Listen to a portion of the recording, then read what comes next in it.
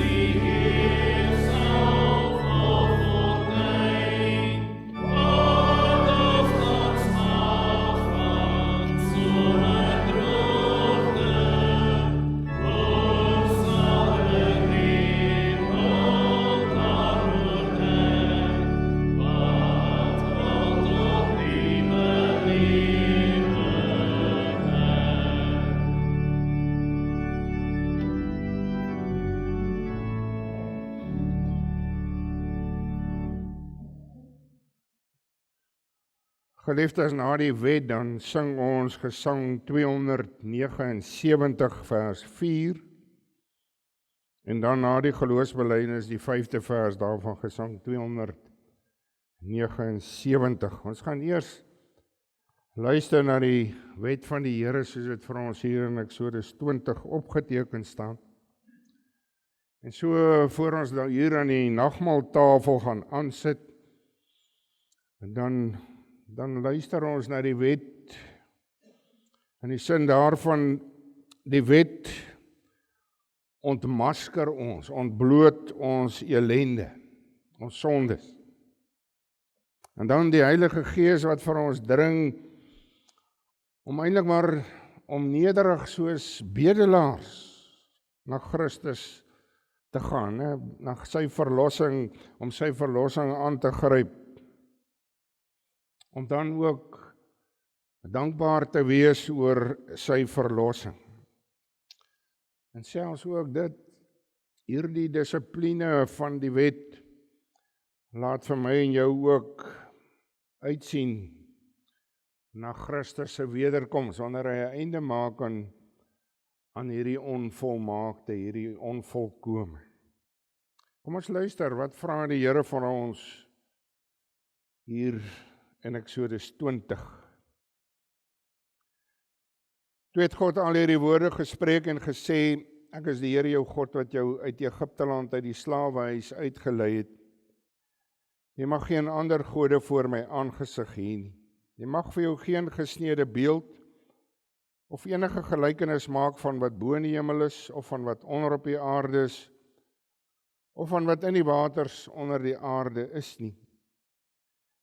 Jy mag jou voor hulle nie neerbuig en hulle nie dien nie, want ek, die Here jou God, is 'n jaloerse God, wat die misdaad van die vaders besoek aan die kinders, aan die 3de en aan die 4de geslag van die wat my haat, En ek bewys barmhartigheid aan duisende van die wat my liefhet en my gebooie onderhou.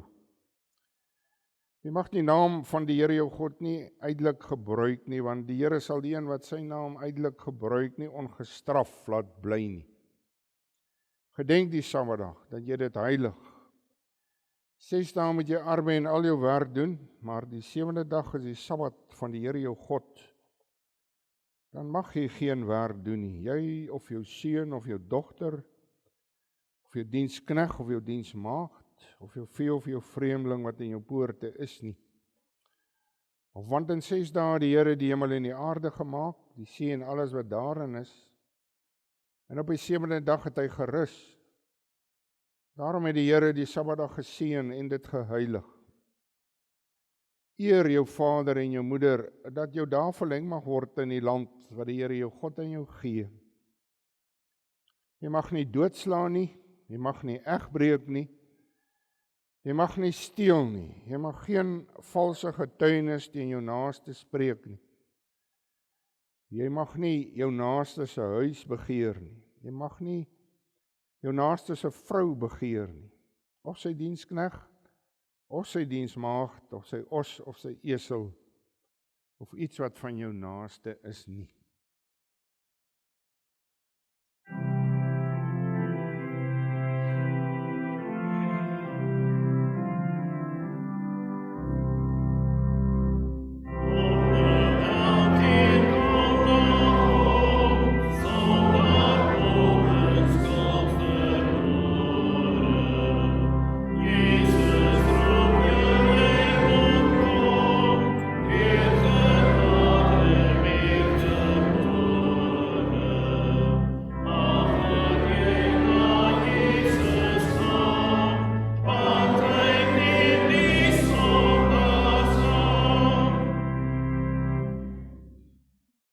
Aanleiding van vanmôre se skriflesing daar uit Psalm 8, dan weet ons staan klein. Ons het niks om oor te roem nie. Efesiërs 2 vers 8 sê, want uit genade is julle gered deur die geloof, en dit nie uit julle self nie, dit is die gawe van God, nie uit die werke nie, sodat niemand mag roem nie. Met hierdie waarheid in die hart, kom ons spreek ook die 12 artikels.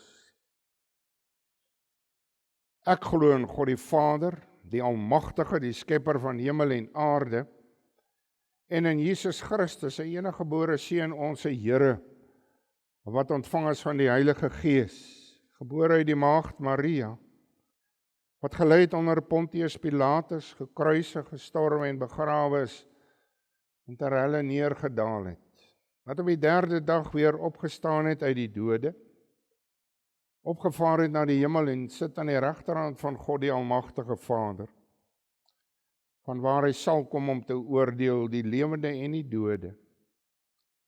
Ek glo in die Heilige Gees, ek glo in 'n heilige, algemene Christelike kerk, die gemeenskap van die heiliges, die vergifnis van sondes, die wederopstanding van die vlees, en 'n ewige lewe.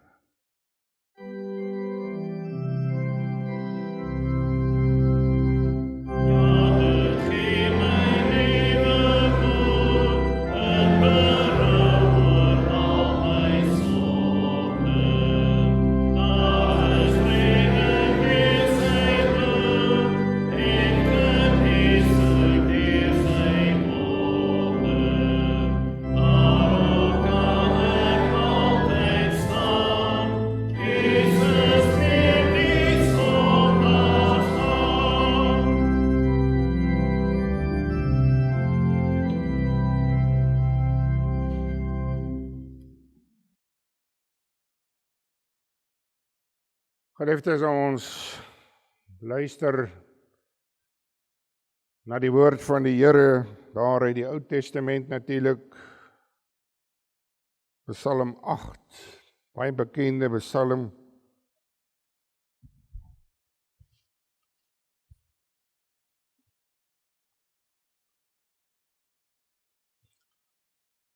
Maar voor ons lees, kom ons bid eers saam.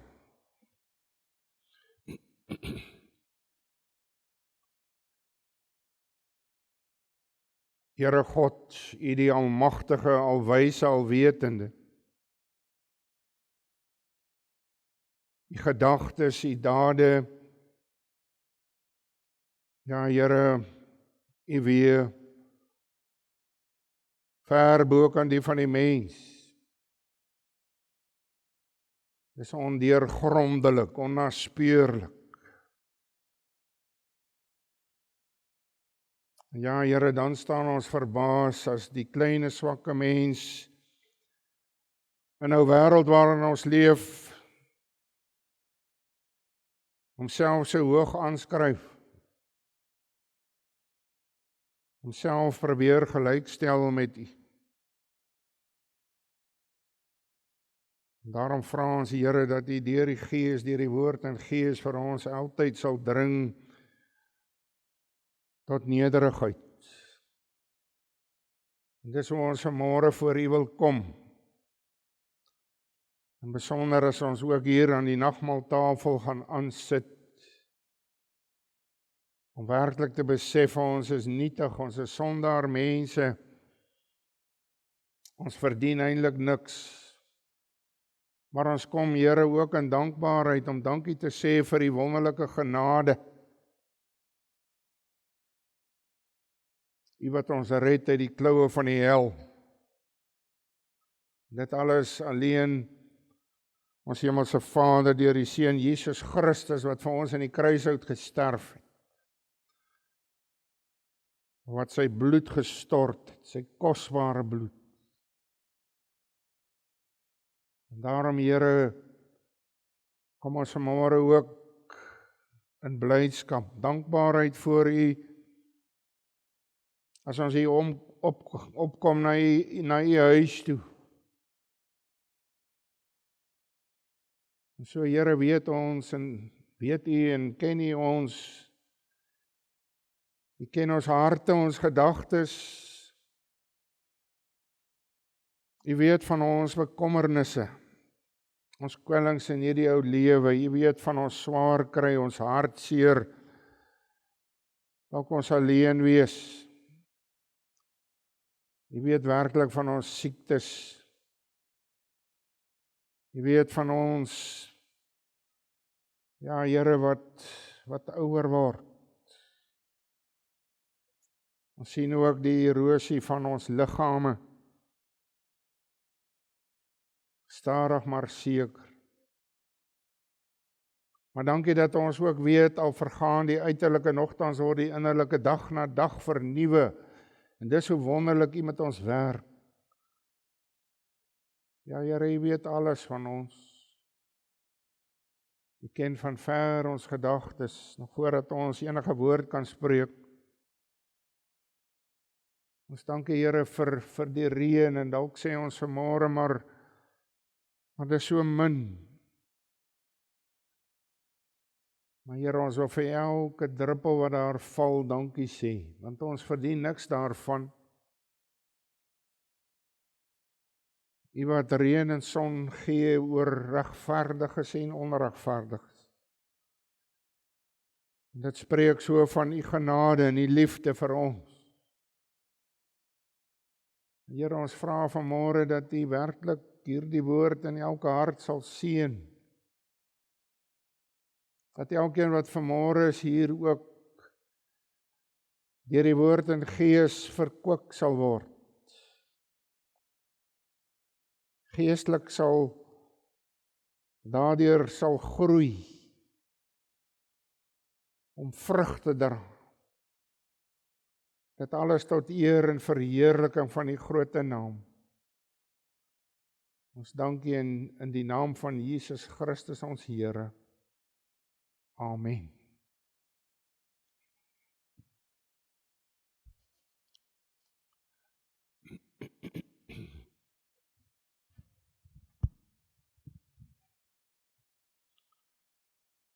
Geliefdes, hier uit Psalm 8. Vir die musiekleier op die getiet, 'n Psalm van Dawid. O Here, ons Here, hoe heerlik is U naam op die ganse aarde. U wat U majesteit gelê het op die hemele. Uit die mond van kinders en suigelinge het U sterkte gegrondves om die teestanders ontwil, om die vyand en wraakgierige stil te maak. As ek die hemel aanskou, die werk van die vingers, die maan en sterre wat U toeberei het, wat is die mens dat U aan hom dink en die mensekind dat U hom besoek? U het hom 'n weinig minder gemaak as 'n goddelike wese en hom met eer en heerlikheid gekroon. U laat hom heers oor die werke van die hande, U het alles onder sy voete gestel. Skape en beeste, die almal en ook die diere van die veld, die voëls van die hemel en die visse van die see wat trek deur die paaie van die see. O Here, ons Here, hoe heerlik is U naam op die ganse aarde. Tot sover.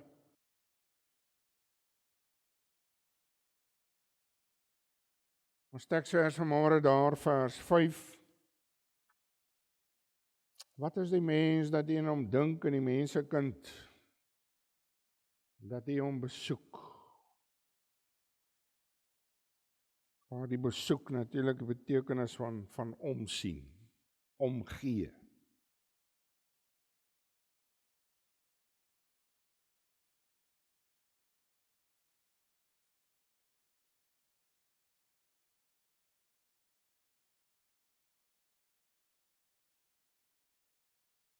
My broer en suster, elke aand, as ek so uitstap, so vir oulaas voor ek gaan slaap, dan doen ek so rond, ek stap uit buitekant toe. En dan so, as die lig so oop is, en ek my oë so opslaan, na die hemelruim, na die sterrehemel, dan kom hierdie psalm in my hart, in my gedagtes op. En elke keer wat 'n mens so jou oog opslaan daar na die hemelruim, dan kom jy tot gebed, kom ek tot gebed, tot God. Want as ek so kyk en ek kyk na daardie sterrehemel, dan staan ek klein, baie klein, ek staan bidend voor hierdie almagtige, alwyse God, wat alles geskaap het. En dan wonderlik wat dit trou onderhou. En dan in die diepste ootmoed en afhanklikheid teenoor die Here, in dankbaarheid roep ek soos hierdie psalmdigter na die Skepper God van hemel en aarde, hierdie vers 5. Wat is die mens? Wat is ek? Wat is die mens dat U aan hom dink en die mensekind dat U hom besoek? Wie is ek, Here? Ek klein en nietige mens dat U vir my omgee, dat U my raak sien. Laat 'n mens ook dink aan dieselfde woorde wat dieselfde Dawid daar in 1 Korintiërs 17 vers 16 geskryf het of gesê het. Wie is ek, Here God, en wat is my huis, dat U my tot hier toe gebring het?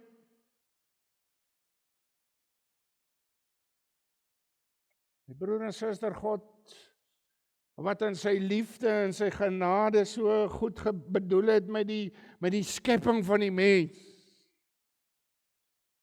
En nie saam met my gelees, hy het die mens 'n weinig minder gemaak as 'n goddelike wese. Weinig in heerlikheid geskape. As 'n mens daar by die Hebreërboek uitkom, dan hoor jy die Hebreërs skrywer hierdie woorde op sy manier aanhaal. Hebreërs 2 vers 7, Hebreërs 2 vers 7, dan sê hy, U het hom, dan praat hy van die mens, U het hom 'n weinig minder as die engele gemaak, met heerlikheid en eer het U hom gekroon, en hom oor die werke van die hande aangestel. In sy liefde en sy genade het hy hierdie kleine mens, weinig minder in heerlikheid as engele, aangestel om te heers oor hierdie wonderlike aangrypende skepping, sy werke, die werke van sy hand. Al die diere, die plante, die visse, die voëls, het hy onder die mens se voete gestel. As 'n mens verder lees daar in Genesis 2 vers 19, dan sê hy vir die mens, hy sal die diere na die mens toe bring en hy moet vir hulle, die diere en die voëls, en hy moet vir hulle name gee. Die mens het die eer en die mag om diere name te gee. God se skepping, maar hy kan name gee. Al hierdie heerlikheid en mag wat hy vir hierdie mens gee. Die nietige mens wat bemagtig word deur God om dit te doen. Vir die mens natuurlik 'n geweldige eer, maar ook 'n baie groot verantwoordelikheid.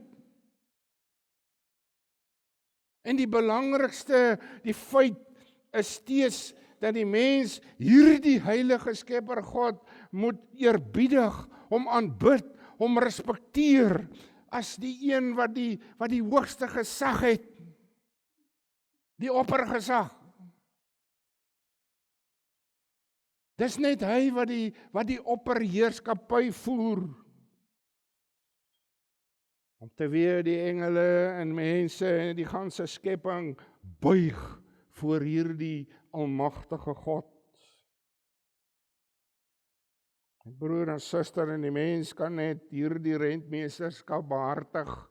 En jy moet mooi luister, ons kan dit alleen behartig, hierdie rentmeesterskap oor die skepping, as hy God se majesteit en sy opperheerskappy erken en aanvaar en dit eerbiedig. Die mens wat in ware heiligheid en geregtigheid en kennis na die beeld van God geskape is, Genesis 1 vers 26. Maar met die sondeval het die mens hierdie beeld in skerwe laat spat. En natuurlik sien ons die verdere verdorwenheid, die boosheid van die mens, God wat daaroor berou en smart gehad het. Dit natuurlik gelei tot die sonvloed. Dit maar net deur God se genade dat Noag en sy gesin gespaar is. Die ark hierdie met die diere daar en hierdie sonvloed oorleef het. En nadat die aarde afgedroog het en Noag daar veilig land en die diere uit die ark kon gaan, belangrik, dan sien ons die eerste ding wat Noag doen, hy bou 'n altaar. Hy bou 'n altaar in dankbaarheid aan die Here om vir die Here te offer. En die Here erken hierdie offer, daar staan geskrywe Genesis 8 vers 20, dis 'n lieflike geur. My broer en suster, hierdie offer vertel nie net van 'n dankbaarheid, 'n nederige dankbaarheid nie, maar 'n erkenning van God se gesag deur hierdie mense wat gered is. Maar ons sien verder die mens met sy boosheid wat daar gaan en weer 'n toring van Babel probeer bou, om by God uit te kom, om soos God te wees. Hy kom en hy oorskry hierdie ereposisie, hierdie magsposisie van hom. Hy misbruik God se oppergesag, sy almag, hy ondermyn dit. En hoe kry ons dit nie in vandag se tyd, maar ook nie, jy sien dit. Die mens wat maar telkens probeer om God se gesag en sy seggenskap oor hul lewens te verwerp. Wat kry jy daarmee te doen, elke dag? Om terug te kom by hierdie Psalm 8. Dawid wat hierdie volk baie goed geken het. Hy het geweet van al hulle sondes. Hy weet van al die kere van hulle minagting van God se almag en sy majesteit en sy gesag. En luister mooi my broer en suster, belangrik vanmôre die sondes En ons ongehoorsaamheid aan God is juis 'n miskenning van sy gesag. Dan sê jy vanmôre, jy sit hier en jy sê, maar ek is onskuldig. Ek eerbiedig God, ek buig voor hom. Maar hoeveel keer draai jy die rug op hom as jy teen hom sondig? As jy maar jou eie wil volg? Maar Dawid, my broer en suster, van sy volk praat, dan besef ons, dit gaan nie net oor die volk nie. Dawid wat homself ken homself as iemand wat voete van klei het. Hy wat natuurlik deur die genade van God in 'n gesagsposisie, 'n ereposisie as koning gestel is oor 'n volk. Hy, Dawid, is baie deeglik bewus van sy eie swakheid. En daarom, as jy so in die psalms gaan lees, telke male wat hierdie Dawid kom en hy sê, Here, ek is ellendig en ek is behoeftig. Hy kom en hy erken dit telkens voor God. Het jy al daar gekom in jou lewe, dat jy kan sê, Here, ek is ellendig en behoeftig? Het jy daar gekom dat jy kan erken en bely dat jy sondaar mens is voor God en dat jy werklik berou in die hart het? Erken, bely jy dit? Het jy berou? Daar in Psalm 51 en hoor ons Dawid se skuldbelydenis en sy berou. Ons kry daar, my broer en susters, daar die ernstige smeke. 'n Smeek in die hart. Dis alles na sy sonde met Batseba. Hy kan dit gerus daar gaan lees, Psalm 51. En ons hoor sy smeeking tot God daar in vers 3. Hy sê daar, wees my genadig, o God, na die goedertier en hy delg my oortredinge uit na die grootheid van die barmhartigheid. Was my heeltemal van my ongeregtigheid en reinig my sonde. Teen U alleen het ek gesondig en gedoen wat verkeerd is in U oë. Kan jy ook erken en bely, ek het gesondig? Of is dit maar die heeltyd soos dit gaan van vandag se lewe, jy, verwys altyd na jy en julle ou klomp sondaars. Praat van hulle. Nooit ek nie. Ek. Here het teen U gesondig. En hoe verskriklik het Dawid nie gesondig nie, as jy kan onthou, gaan lees maar daar uit 2 Samuel 11 en 12. Met sy oortreding met Batseba. Verskriklik hoe hy sy mag misbruik het en allerhande skelms skuwe gemaak het, sodat Uria, die man van Batseba, daar in die voorste gevegslinie beland. En dit amper waarborg was dat hy daar sou omkom, hy het ook gesterf. Hoor jy dit? Dawid het dit gereël. Nie net oorspel nie, my broer en suster, moord, leuns, bedrog, laag en gemeen gehandel. Maar hy kom voor God en hy het berou.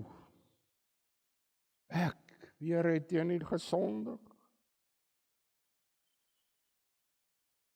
My broer en suster, om verder te gaan, as ons praat oor mag, wat die mens beskik oor die skepping van God, dan besef ons ook, die Here gee die mens ook mag, as hy so gee natuurlik om oor sy skepping te waak, te versorg.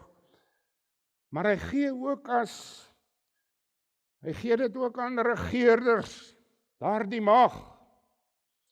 Gaan lees maar in Romeine 12. Maar hy gee hierdie mag om verantwoordelik oor sy onderdane te regeer. Die woordjie verantwoordelik. En hierdie regering wat God onder die beskikkende hand van God kom, staan altyd onder die gesag van God, die oppergesag. En hy moet besef hierdie hoër hand is die almagtige, alwyse, soewereine God. En God wat van sy mag afwentel hier na die mens toe, my broer en suster, baie duidelik om dit oordeelkundig, regverdig, volgens sy woord, sy wil, verantwoordelik uit te oefen. Daarom luister verder, as 'n mens daaruit Romeine 12 gaan lees, God verwag van die onderdane om hulle te onderwerp aan die gesag van 'n owerheid wat hy onder sy toelatende hand aangestel het. Maar van hierdie owerheid wat die swaardmag het, word verwag om regverdiglik die goeie burger in alle opsigte teen die kwaadoener te verdedig en te beskerm. As jy so hoor, dan kan ek sekerlik vir u vra, of jy moet maar jouself afvra vanmôre of dit in Suid-Afrika gebeur. En die probleem in ons dag is dat daar soveel kwaadoeners in die regering self is, in leierskapsposisies. Hoe kan die reg soos God dit behaag dan gehandhaaf word? En ons sien dit, hoe politieke mag misbruik word, of mag misbruik word tot politieke en finansiële voordeel. My broer en suster, so teen God se woord, God se oppergesag en sy wil word minagtend eintlik vertrap. Maar sien dit vandag se tyd die mens wat ontaard, wat sy afhanklikheid teenoor die Here heeltemal ontken en misken. Hy erken nie meer God as die heerser, as die opperheerser nie. En ons sien dit al meer en meer, die mens self, sy eie wil, het die maatstaf van sy lewe geword. God se woord is nie meer die maatstaf van baie mense se lewens nie. Ek besluit, ek wil so maak.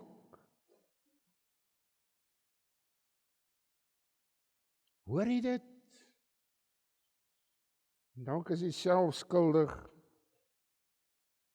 Ek dink ek is so oulik om myself maar in alles te help. Ek het God nie meer regtig nodig, so reken mense. Maar tot daar probleme en krisisse opduik wat hy glad nie kan hanteer nie, wat hy nie kan oplos nie. En ons kan vanmôre nou aan baie dinge gaan dink, maar natuurrampe, siektes, die dood, nog baie meer as die omtref, en hy skielik niks kan doen nie, dan sit hy met sy hand in hare. En so baie mense wat die rug op God keer, omdat hulle dink, ek is goed genoeg om self reg te kom, man. Hulle rebelleer teen God se gesag. As jy geen erkenning meer van God nie, sy woord. Maar laat daar nou 'n krisis opduik. As daar skielik 'n krisis opduik, dan moet God help. Dan moet hy vinnig kom help. Dan ken hulle hom. Agtergekom en dan moet almal saam bid. Dis nou 'n probleem. My broer en suster, so na aanleiding van die vers, ons teksvers vanmôre, om so in afhanklikheid voor die Here te kom. Sy gesag te aanvaar, erken en aanbidding. As jy vanmôre hier is, as jy vanmôre kom saam sit aan hierdie nagmaaltafel, wat is jou gesindheid in die hart? Wat is dit rarig? Jy sien, jy kan baie mense flous maar nie vir God nie. Wat is jou gesindheid? Kom jy werklik soos 'n Dawid van ouds ook diepe afhanklikheid en ootmoed voor die Here en dankbaarheid om ook te kan uitroep tot die Skepper God, te kan sê, wat is die mens, dat jy aan hom dink en die mense kan dat jy hom besoek. Here, wie is ek? Wat is ek? Dat jy aan my dink, ek ellendige mens. En hoe wonderlik, en dis wat ons vanmôre ook hier kom vier, is God se liefde en sy genade. Hy skryf nie die sondaar mens af nie, hy kon dit maar doen. Hy kom in daardie beeld wat die mens verpletter het, hy kom maak hy reg. Daardie beeld wat in skerwe is, kom maak hy heel, kom nuut deur sy seun Jesus Christus. My broer en suster, en hoor dit vanmôre, wie hom verwerp sy genade. Wie hom aanneem, omhels sy genade, gryp die hand van verlossing aan. Daarom hier by die nagmaaltafel, maar nie net hier vanmôre nie, elke dag van ons lewe is ons dankbaar. Ons harte is vol vreugde, dankbaarheid, omdat die Hemelse Vader vir ons omgee. So omgee, my broer en suster, dat hy sy geliefde seun, Jesus Christus, aan die kruishout laat sterf. Vir my en jou. Sterf, sodat ek en jy die hemelse heerlikheid beerwe. En as ons so ons oë gaan verwondering na die hemelruim opkyk, dan sien ons in ons geestesoog meer, dan sien ons 'n hemelse Vaderhuis, 'n ewige tuiste sonder enige gelyke. Ek wil afsluit. Die uitroep van Dawid hier in vers 5 moet elkeen van ons se uitroep in die hart wees. Want hierdie uitroep, my broer en suster, getuig van soveel dinge.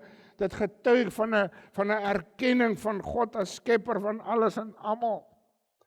Erkenning van sy gesag, sy opperheerskappy, sy almag, sy majesteit. Maar dit is ook 'n erkenning van die mens se kleinheid en sy swakheid. Ek is nietig, ek is ellendig, ek is sondaar.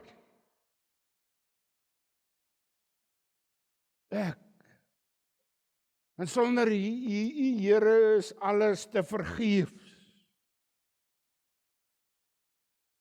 Maar dit spreek ook, en hiermee wil ek afsluit, daardie uitroep van Dawid, wat my en jou uitroep is, spreek van God se genade en sy liefde. Amen. Kom ons bid saam.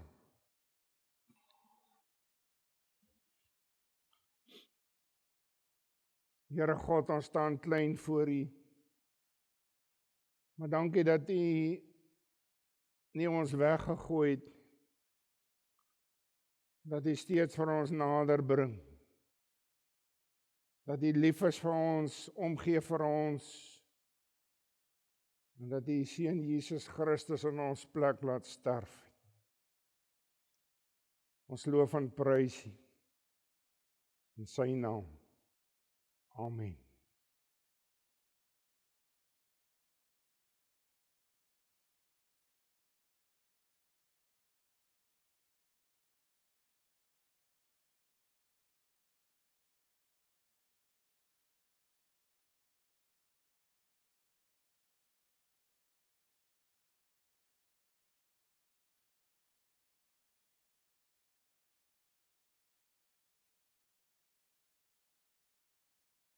Geliefdes, ja, ek gaan vir u voorhou die formulier vir die bediening van die Heilige Nagmaal.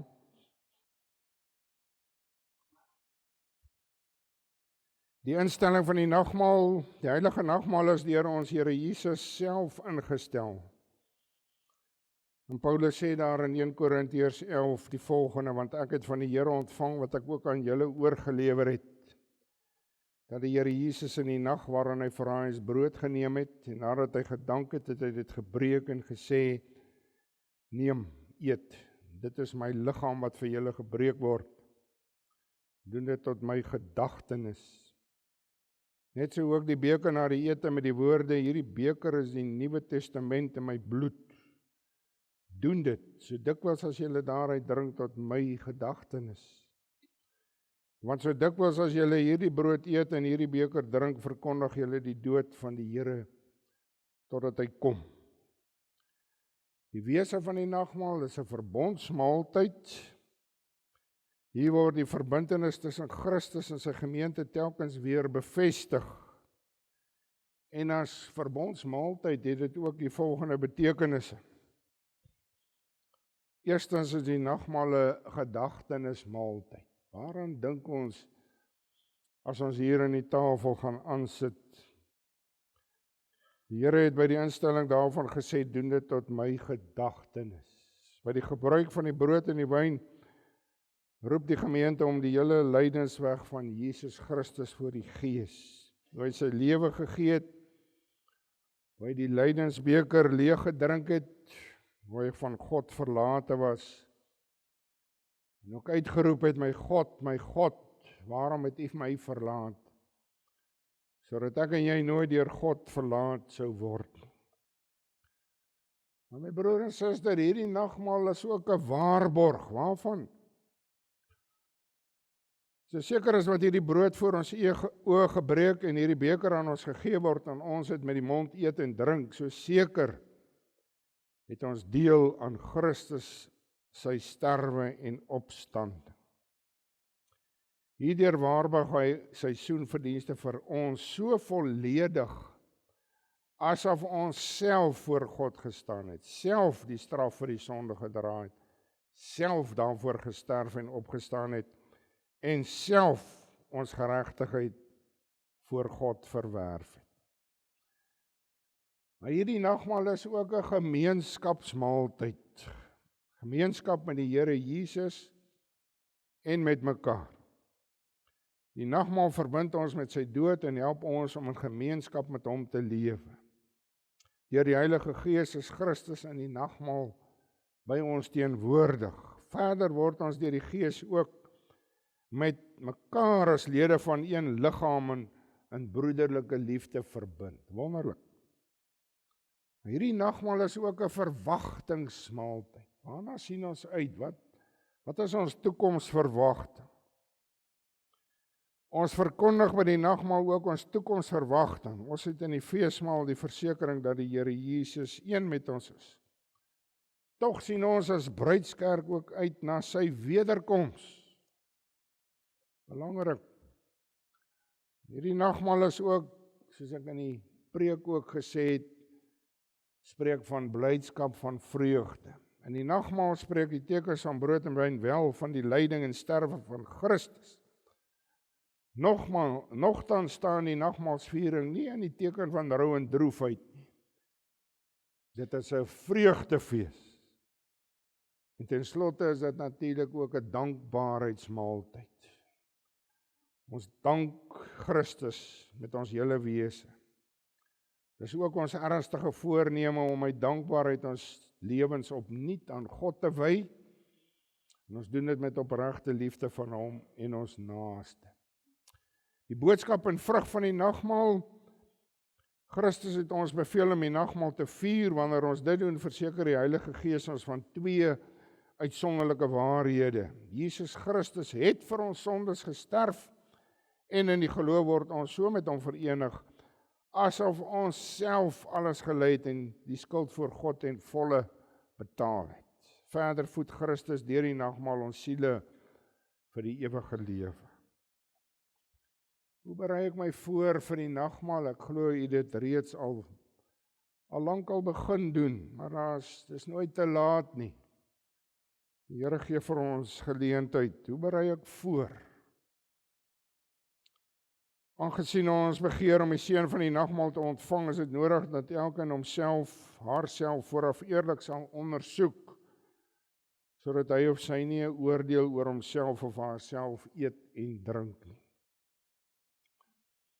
Ons word opgeroep om ernstig na te dink oor alle sondes wat ons met gedagtes, woorde of dade gedoen het. Daar is ook die sondes van versuim, waar ons nagelaat het om die wil van die Here te doen.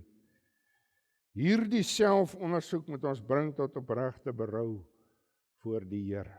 Ons moet opreg glo dat al ons sondes op grond van die soenverdienste van Christus vergewe is en dat hy alle sondes wat nog teen ons sin in ons oorgebly het, met sy lyding en sterwe bedek.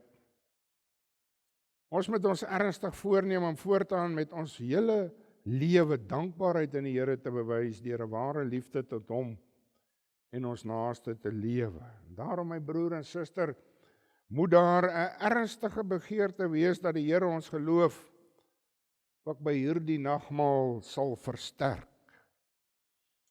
Mag die almagtige, barmhartige God en Vader van ons Here Jesus Christus deur sy Gees, sy Heilige Gees vir my en jou daartoe help.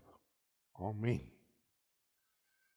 Skrifte so gepaste lied na hierdie psalm ook Gesang 249, O Heer my God. As ek in eerbied wonder en al die werke elke dag aanskou, die son en maan, die aarde, sterre, wolke, hoe u dit elke dag so onderhou. Kom ons sing verse 1 en vers 3 tot eer van die Here.